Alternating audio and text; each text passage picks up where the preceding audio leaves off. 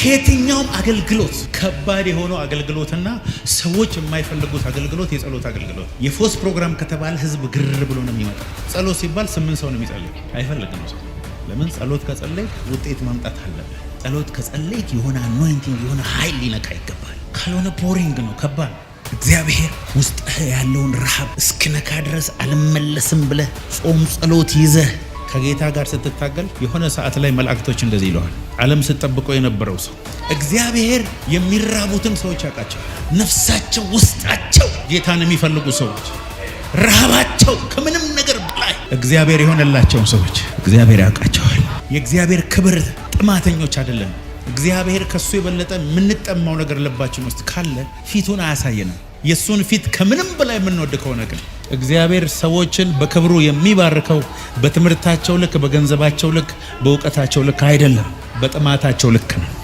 የፈለገ ጨዋ ብትሆን፣ በሰፈር በቤተሰብ የተመሰከረለት መልካም ሰው ብትሆን፣ እግዚአብሔርን የሚራብ ልብ ከሌለ አጨራረሰ የከፋ ነው የሚሆነው። እግዚአብሔር ጨዋነትን አይደለም ሁሉ ጊዜ ኦነር የሚያደርገው። መጽሐፍ ቅዱሳችን ስናነው ረሃብን ለሰው ልጅ አደገኛ ነገሩ ምን እንደሆነ ልንገራችሁ። ተስፋ መቁረጡ ብቻ ነው። ደግሞ የሰው ልጅ የመጨረሻ ተስፋ የሚቆርጠው መቼ እንደሆነ ልንገራችሁ። ነገ ጧት በረከቱ ሊመጣ ሲል ራሳቸውን ያጠፉ ሰዎችን ሄዳችሁ ብታዩ 2 ሰከንድ ብቻ ቢታገሱ ክብር ያለ። በህይወት የመጨረሻ ተስፋ የቆረጥክበት ሲዝን ማለት አዲስ ክብር ምዕራፍ ሊጀምርበት ያለበት ሲዝን ማለት ነው።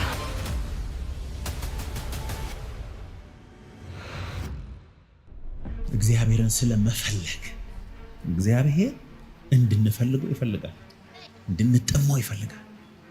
የሚወዱኝን እወዳቸዋለሁ፣ የሚያከብሩኝን አከብራቸዋለሁ። ተክተው የሚሹኝ ያገኙኛል። እንዴት ደስ የሚል ነገር! ተክተው የሚል ቃል ግን አለበት። ተክተው ተአምር የሚፈልጉ፣ ተክተው በረከት የሚፈልጉ ያገኛል። ተክተው እግዚአብሔርን የሚፈልጉ እግዚአብሔርን ያገኙታል። እግዚአብሔር ኃይል የሚሰጣቸው ሰዎች አሉ። እግዚአብሔር የምድር በረከት የሚሰጣቸው ሰዎች አሉ። እግዚአብሔር የጠየቁትን የሚሰጣቸው ሰዎች አሉ። አንዳንድ ሰዎች ግን እግዚአብሔር ራሱን ይሰጣቸዋል። አሜን አሜን። ራሱን ይገልጥላቸዋል።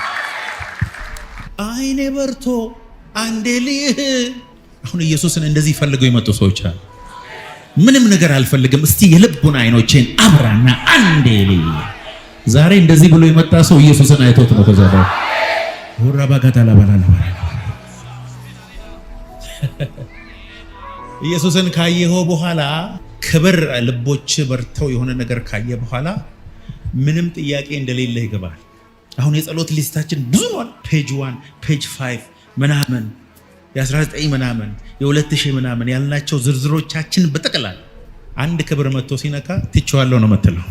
ኢየሱስ ሌሊት ይነሳና ይላል መጽሐፍ ቅዱስ ወደ ምድረ በዳ ይሄዳል። በሌሊት ሌሊት የሚለው ወደ 11 ሰዓት ሊሆን ይችላል፣ 9 ሰዓት ሊሆን ይችላል።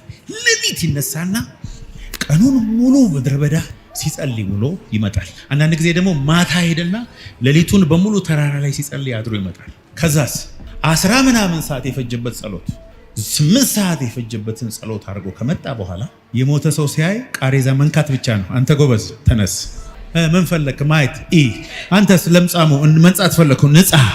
ከዛ በጣም የገረመኝን ነገር ልንገራችሁ። ሐዋርያት አንድም ቦታ ኢየሱስን ሄደው ጌታ ሆይ እስቲ እንዴት አይነ እንደምናበራ አስተምረን ብለው ታውቁ። እስቲ እንዴት አድርገህ ነው ሙታንን የምታስነሳው እስቲ ንገረን ብለው ታውቁ። ሐዋርያት ወደ ኢየሱስ መጥተው ውሃ ላይ እንዴት እንደምንራመድ አሳየን ብለው ታውቁ። ለምን መሰላችሁ? ነገሩ እዛ እንደሌለ አውቀዋል። 4 ሰዓት ይጸልያል፣ በ2 ሰከንድ ይፈውሳል። መገኘት ውስጥ ይገባል፣ ሲመጣ በሰከንድ ተአምራትን ያደርጋል። ከዛ በኋላ እንደዚህ ብሎ ለመኑት፣ ጌታ ሆይ ጸሎት አስተምረን፣ እንዴት አባታችንን እንደምንፈልግ አስተምረን። ይኸውላችሁ ከየትኛውም አገልግሎት ከባድ የሆነው አገልግሎትና ሰዎች የማይፈልጉት አገልግሎት የጸሎት አገልግሎት። የፎስ ፕሮግራም ከተባለ ህዝብ ግር ብሎ ነው የሚመጣው። የትምህርት አገልግሎትም ትንሽ ይሻላል። ጸሎት ሲባል 8 ሰው ነው የሚጸልይ። አይፈልግም ሰው። ለምን? ጸሎት ከጸለይክ ውጤት ማምጣት አለበት። ጸሎት ከጸለይክ የሆነ አኖይንቲንግ የሆነ ኃይል ሊነካ ይገባል። ካልሆነ ቦሪንግ ነው፣ ከባድ። ጌታ የተናገረኝን ልንገራችሁ። የሆኑ ሰዎች ውስጥ ረሃብ ይገባባቸዋል። አሜን ትላለህ ወይ? ረሃብ ምን አይነት ረሃብ? እግዚአብሔርን እስክታይ እንዳትመለስ የሚያደርግ፣ ክብር እስክታይ እንዳትመለስ የሚያደርግ፣ ፊቱን እስክታይ እንዳትመለስ የሚያደርግ፣ ሁሉን ነገር ጥጥሰ እንደ ንስር በክንፍ ወጥተህ እንድትበር የሚያደርግ መለኮታዊ ረሃብ ውስጥ ዛሬ ጎትቶ እግዚአብሔር ያስገባሃል። ጴጥሮስ፣ ያዕቆብና ዮሐንስ ሌሎችም ሐዋርያት ኢየሱስ የሞተ ሲያስነሳ ሁሉ አይተዋል። ባይዘው መጽሐፍ ቅዱሳችን ላይ የተጻፈው የኔ 1% አይሆን እነሱ ካዩት በየቀኑ ተአምር አምናችሁ እምነት ይሆንላችሁ ዘንድ ይሄ ተጻፈ እንጂ ይሄ ብቻ አይደለም ብሏል። ማአት ነው።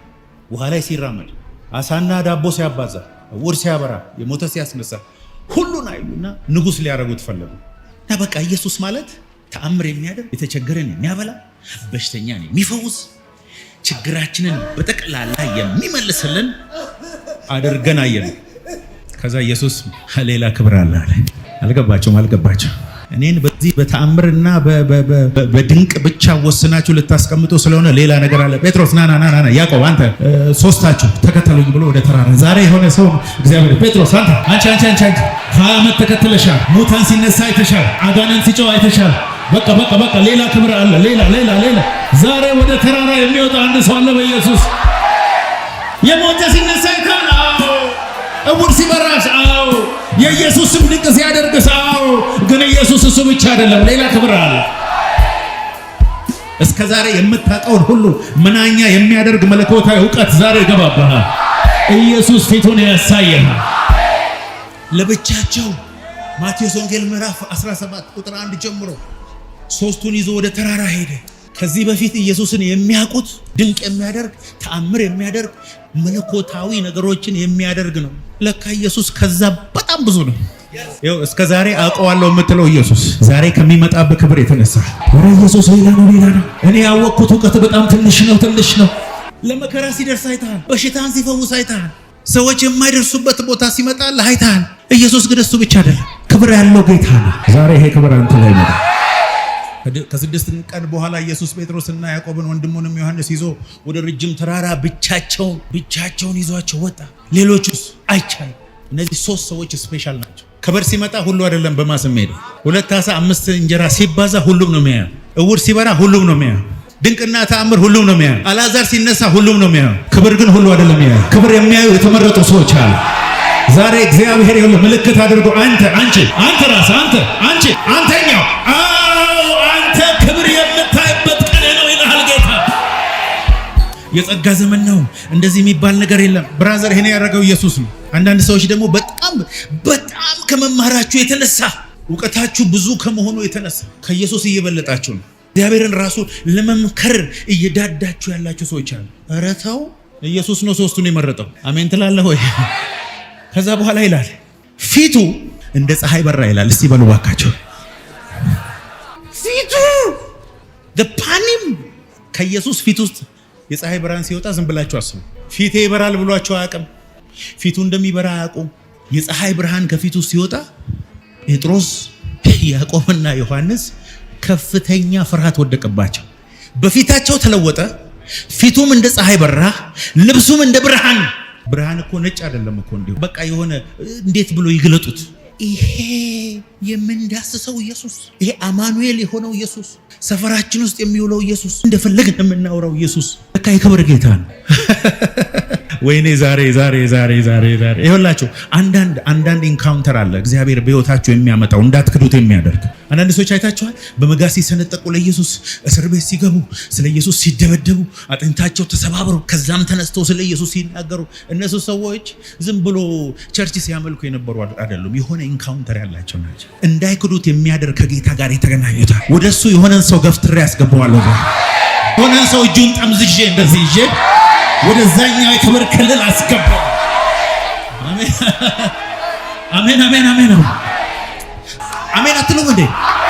ሙሴ ያውላችሁ ባህር ተከፈለለት፣ መና ከሰማይ ወረደ። በሙሴ ያልሆነ ድንቅ የለም። ሙሴ ያላየው ተአምር የለም። ወደ እግዚአብሔር መጣና ጌታው ያለ ይህንን ተአምር በጠቅላላ ወደዛው ሰደልኝ እና እኔ አንድ ነገር ነው የምፈልገው። ፊትህን አሳየኝ፣ ክብርህን አሳየኝ። ሌላ ጥያቄ የለኝም፣ ይበቃኛል። ፊትህን አሳየኝ። እናንተ ተጠምታችሁ የመጣችሁ ዛሬ እግዚአብሔር ፊቱን ያበራላችሁ። እግዚአብሔር ፊቱን ካበራለ በኋላ እንደ ተራ ሰው ለመኖር ብትሞክር ራሱ አትችልም። ሰማይ በጠቅላላ ስላንተ ይናገራል። መላእክቶች ስላንተ ያወራሉ። በሲኦል ያሉ አጋንንቶች ስላንተ ይሰማሉ። ዛሬ እግዚአብሔር ፊቱን አንቺ ላይ ያበራል። የሚወዱኝን ወዳቸዋል፣ ተግተው እኔ የሚሹ ያገኙኛል። እግዚአብሔር የሚራቡትን ሰዎች ያውቃቸዋል። ነፍሳቸው ውስጣቸው ጌታን የሚፈልጉ ሰዎች ረሃባቸው ከምንም ነገር በላይ እግዚአብሔር የሆነላቸውን ሰዎች እግዚአብሔር ያውቃቸዋል። ያ ሰው እዚህ አዳራሽ ውስጥ አለ።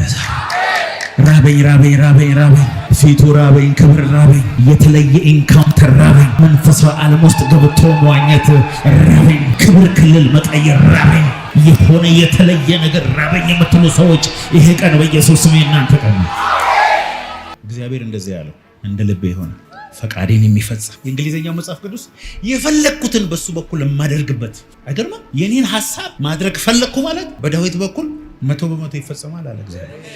ዳዊት እኮ በጣም አጭበርባሪ ሰውዬ ነው። በጣም አስቸጋሪ ሰው እኮ ወንጀለኛ ሰው እኮ ነው ዳዊት። ግን ዳዊት በዚህ ምድር ላይ የዳዊትን ያህል እግዚአብሔርን የሚራብ ሰው ግን የለም። ለካ እግዚአብሔር በጣም እሱን የሚራቡትን ሰዎችም እንደዚህ ነው የሚላቸው፣ ይሄ የኔን ሐሳብ የምፈጽምበት ሁሉ ጊዜ እኔን የሚራበኝ የኔ ክብር አለ ማለት እሱ አለ ማለት ነው። የኔ ክብርና ሽታ ያለበት ሁሉ የማይጠፋው ይሄ ልጄ ዛሬ ይሄ ረሃብ በኢየሱስም ይገባባል። እግዚአብሔርን አንዲት ነገር ለመንኩት እሷንም እሻለሁ በሕይወቴ ዘመን ሁሉ በእግዚአብሔር ቤት ነው ዘንድ I may dwell in the presence of the Lord all days of my life። የዳዊት ረሃብ የእግዚአብሔር ቤት ሳይሆን የእግዚአብሔር ሕልውና ዋላ ወደ ውሃ ምንጭ እንደምትናፍቅ አቤቱ ነፍሴ አንተን ናፈቀች። እንጨትና ውሃ በሌለበት ምድረ በዳ ነፍሴ አንተን አለች። ማንም ብሎ አያውቅም እንደዚህ። የዳዊት አቅሙ የዳዊት አይነት ጦርነት ተዋግቶ የሚያውቅ የለም። አንዱንም ተሸንፎ አያውቅም። ሁሉንም ነው የሚያሸንፈው። እንዲሞት ሁሉ አዳዲስ ነገር ይፈጥሩለታል። ሄዶ አሸንፎ ነው ይመጣ። ዳዊት ትምህርት የተማረ ሰው አይደለም። ከቤተሰቡ የተከበረ ሰው አይደለም። ግን ረሃብተኛ ነው። ዳዊት ጎልያድን ለመግደል የእስራኤል ንጉሥ ለመሆንም ጸልዮ ያውቃል። ባለፈው ነግሬያቸዋለሁ። ጎልያድን ስለመግደሉ ራሱ አልጻፈም፣ አልዘመረም። ሳሙኤል ጽፎት ነው ያነበበው። ጉዳዩም አይደለም። የዳዊት ድሉ የእግዚአብሔር ሕልውና። እንዴት ሰው ንጉሥ ሆኖ እግዚአብሔርን አንድ ነገር ብቻ ይለምናል? አንዲት ነገር ብቻ ነው ጥያቄ፣ ሌላ ጥያቄ የለኝም። የእግዚአብሔር ሕልውና ውስጥ ኖሬ መሞት ነው ጥያቄ። አይገርምም? ረሃብ ደግሞ ትምህርት ደረጃ አይፈልግም፣ ጾታ አይፈልግም፣ የባንክ አካውንት አይፈልግም። እግዚአብሔርን መራብ ብቻ ነው ይፈልግ። ዳዊት እግዚአብሔር ሆይ ቀባኝና እስቲ አንድ ቀን ሰው አድርገኝ ብሎ አያውቅም። እባክህን እግዚአብሔር ሆይ እኔንም እስቲ ንጉሥ አድርገኝ እስቲ ለአንድ ቀንና እንዲሁ ዓለም ጉድ ይበል ብሎ አያውቅም። የለመነው እግዚአብሔር ሆይ። ዳዊት እኮ በሰላም ከበጎቹ ጋር ደስተኛ ሆኖ እየኖረ እኮ ነው እግዚአብሔር ነገር የፈለገው። ክራር አለችው፣ በረባሱ አለው፣ ሽልጦ አለው፣ ሌላ ምንም ያለው ነገር የለም። ክርክር እያደረገ እግዚአብሔር እረኛዬ ነው የሚያሳጣኝ የለም፣ በለመለመ መስክ ይመራኛል። አንድ ቀን እኮ ነው ልጆች ተልከው ዳዊትን ጥሩት የተባለ። አስባችሁታል? አንድ እረኛ በረባሶ ያደረገ ምድረ በዳ ውስጥ ቁጭ ብሎ ከበጎቹ ጋር መዝሙር እየዘመረ እያለ ዳዊት አቤት ትፈለጋል። ለምን?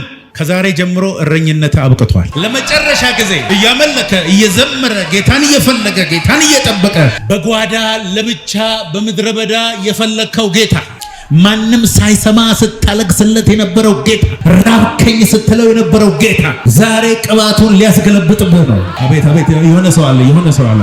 ዛሬ ይሆንላችሁ መልአክ ቅባት በቀንድ ይዞ መጥቶ እንዲህ የሚገለብጥበት አንድ ሰው። የሚያምኑ ሰዎች ባይዘው በንግግራቸው በድርጊታቸው እንደሚታወቅ ታውቃላችሁ። እና ሳሙኤል ጠራውና ከነዚህ ሁሉ ከሚያማምሩ ከነ ኤልያብ ይልቅ እግዚአብሔር ሆይ ይህ አመዳም የሆነ ልጅ በግበግ የሚሸት ቡላ የመሰለ ልጅ ፀሐይ ያንቃቃው እዚህ ሁሉ ከነጥብቆ የመጣ ልጅ እስቲ ያስቡ። አንተ ነህ ዳዊት? አዎ። እግዚአብሔር ደግሞ ምን አይነት እግዚአብሔር ነው? ኤልያብን አይቀባም እንዴ? ደረቱ ሰፊ ያለበሰው ልብስ ራሱ እንዴት ነው የሚያምር! ኤልያብ ረሃብ የለውም። ገለበጠበትና ከዛ ሳሙ ይላል። እናንተ ሳሙኤል እኮ የእስራኤል ንጉሥ፣ የተቀባ ጀግና፣ የእግዚአብሔር ክብር ተሸካሚ፣ እስራኤልን የምታል ዘይቷን ተቀብቷ ዳዊትዬ አይ ሃሌሉያ ብላ ወደ በጎቿ ተመለሰች። ክራሩን ይዞ ከርከር ሲያደርግ ለካ ክራሩ ላይ አኖይንቲንግ አለ። ከዛ በኋላ ንጉሱ እንደዚህ ያለ ንጉሱ ስለተጨነቁ አንተ ጋር ቅባት ስላለ ትመጣና ክራር ብቻ መምታት ነው። ከዛ ምን ይሆናል? ንጉሱ ላይ የመጡ ዲመኖች በጠቅላላ ይመታሉ። አሜን አሜን አሜን። መንፈስ ቅዱስ ሰዎችን በጣም ስነ ስርዓት የሚያስይዝ መንፈስ ነው የምትሉ ሰዎች እኔ እሱን አላውቅም። ይኸው ትልቅ ሰው ህፃን ሲያደርግ ነው የማውቀው። አዎ ጤናማ ሰው ሰካራም ሲያደርግ ነው የማውቀው። የሆነ ዝም ብሎ ስርዓቱን ይዞ የተቀመጠ ሰው እንደ ሞተ ሰው ሲሆን ነው የማውቀው። ዛሬ የሆነ ሰው ላይ ቅባት ይመጣበት። በስሜ የተጠሩ ህዝቤ ከክፉ መንገዳቸው ቢመለሱ ፊቴንም ቢፈልጉ እነሆ ከሰማይ ሆኜ እሰማለሁ፣ ምድራቸውንም እፈውሳለሁ። ከእግዚአብሔር ፊት የበለጠ የምንወደው የምንፈልገው በጣም ብዙ ነገር አለ። የእግዚአብሔር ክብር ጥማተኞች አይደለም። እግዚአብሔር ከሱ የበለጠ የምንጠማው ነገር ልባችን ውስጥ ካለ ፊቱን አያሳየንም። የሱን ፊት ከምንም በላይ የምንወድ ከሆነ ግን የሱን ፊት ከምንም በላይ የምንጠማ ከሆነ ግን የእግዚአብሔር ኃይል በእኛ ላይ ይመጣል። ዳዊት በነበረበት ዘመን ወንድሞቹን ጨምሮ ብዙ ሺህ ሰዎች በምድር ላይ ነበሩ። የዳዊትን ያህል ግን እግዚአብሔርን የሚጠማ ሰው አልነበረም። ያዕቆብ በነበረበት ዘመን በጣም ብዙ ሺህ ሰዎች ነበሩ። የያዕቆብን ያህል ግን ጌታን የተጠማ የለም። እግዚአብሔርን በኃይል የሚጠሙ ሰዎች እግዚአብሔርን ያዩታል፣ ደግሞ ለሌላ ሰው ያሳዩታል። ይሄው ያለኝን እሰጥሃለሁ ብሎ ያሳያል። በዘመናት መካከል እግዚአብሔር ታሪክ የሰራባቸው ሰዎች በሙሉ ሄዳችሁ ታሪካቸውን ስታጠኑ ከሰው የተለየ ትምህርት፣ ከሰው የተለየ መልክ፣ ከሰው የተለየ ምንም የላቸው። በረሃብ ግን የሚያክላቸው የለም።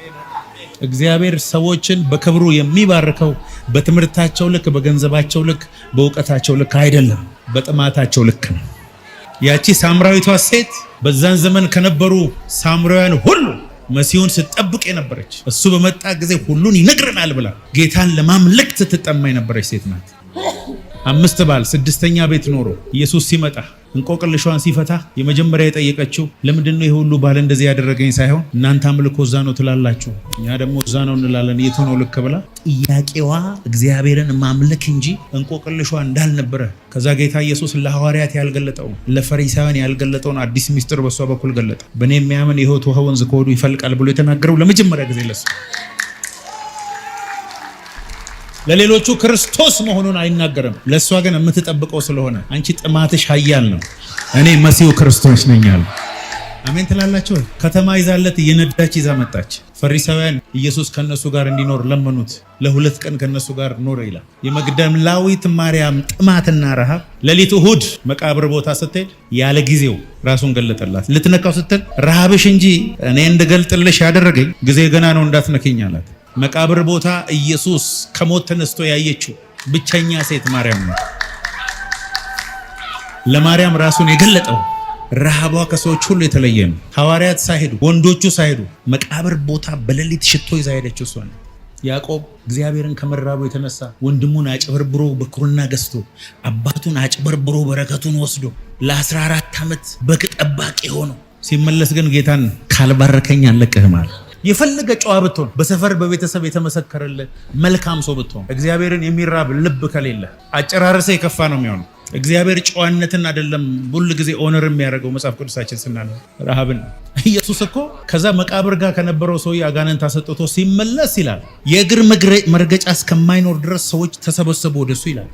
ቤት ውስጥ ሙሉ ነው፣ ውጭው ሙሉ ነው። 4 ሰዎች ግን አንድን ሽባ ሰውዬ የሚመስለኝ ልንገራችሁ፣ ይሄ እግሩ የማይሰራው ሰውዬ አደገኛ ሰው ነው። ይኸውላችሁ ሞላ እኮ ቦታ የለም ሲሉት፣ ይኸውላችሁ እንዲያን ነገር አልሰማም። ጣራ የሚባል ነገር አለ። መሰላል ታመጣለህ፣ እላይ ታወጣኛል። እላይ ብናወጣስ ከዛ በኋላ ድጅኖ ይዘህ መተህ ተሰብረዋለህ፣ በገመድ ወደ ታች ታወርደኛል። ይኸውላችሁ ይሄ ስንት ሺህ ህዝብ እዛ ተሰብስቦ እያለ በገመድ የገባውን ሰውዬ ኢየሱስ አንተ እምነት ታላቅ፣ አልጋን ተሸክመህ ሂድ። አስባችሁታል? ከተወለደ ጀምሮ ተራምዶ የማያውቅ ሰው አልጋውን ተሸክመው አናስገባም ሲሉት የነበረ ሰዎች ሁሉ መንገድ እየለቀቁለት ነው የወጣው። ስማ አንተ እኔ አመኘ ነው የመጣሁት። ሃሌሉያ። ሰውየው እኔ በእግር መሄዱ ብቻ አይደለም የሚገርመኝ፣ ላለፉት 2000 ዓመታት በየቀኑ መሰበኩም ጭምር ነው የሚገርመኝ። እግዚአብሔር ውስጥህ ያለውን ረሃብ እስክነካ ድረስ አልመለስም ብለህ ጾም ጸሎት ይዘህ ከጌታ ጋር ስትታገል የሆነ ሰዓት ላይ መላእክቶች እንደዚህ ይለዋል። ዓለም ስትጠብቀው የነበረው ሰው ይሄ ሰው ክብር ይገባዋል፣ ይሄ ሰው ቅባት ይገባዋል፣ ይሄ ሰው ኃይል ይገባዋል። አሜን በለው ባካቸው።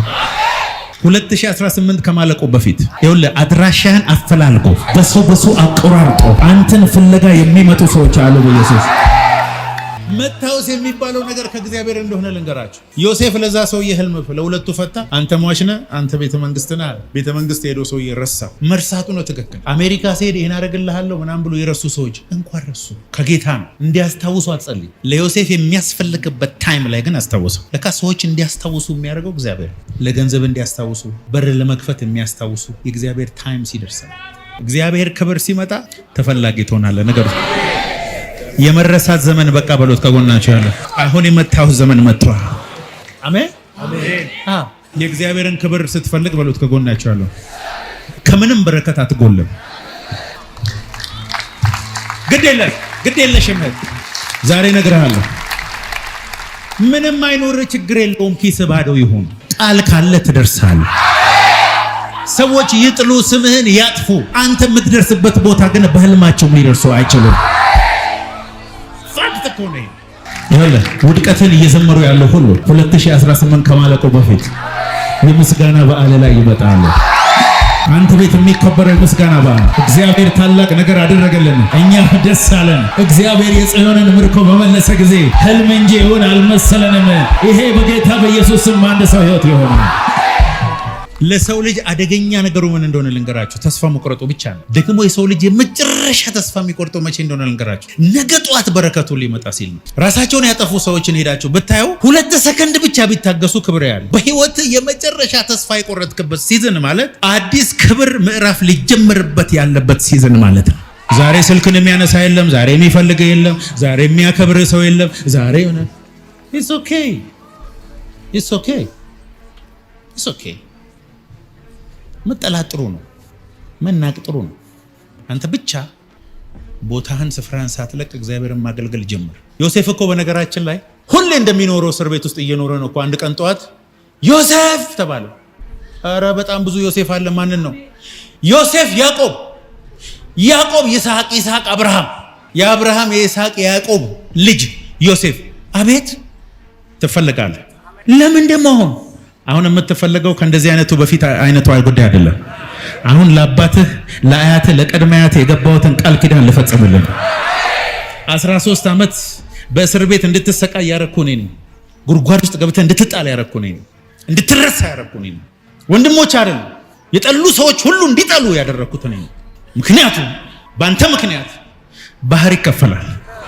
መከራ ውስጥ ላለ ሰው ይሄንን ብትሉት አያምንም፣ እኔም አላምንም ነበረ። ተራ የሚመስላችሁ ሰው አለ ስታዩት፣ አለባበሱ ኮቱ እንደዚህ ብሎ ጫማው ተጣሞ ቦርሳው ተቀዶ። ብራዘር ይሄ ሰውዬ ኮቨናንት ያለበት ሰው ነው።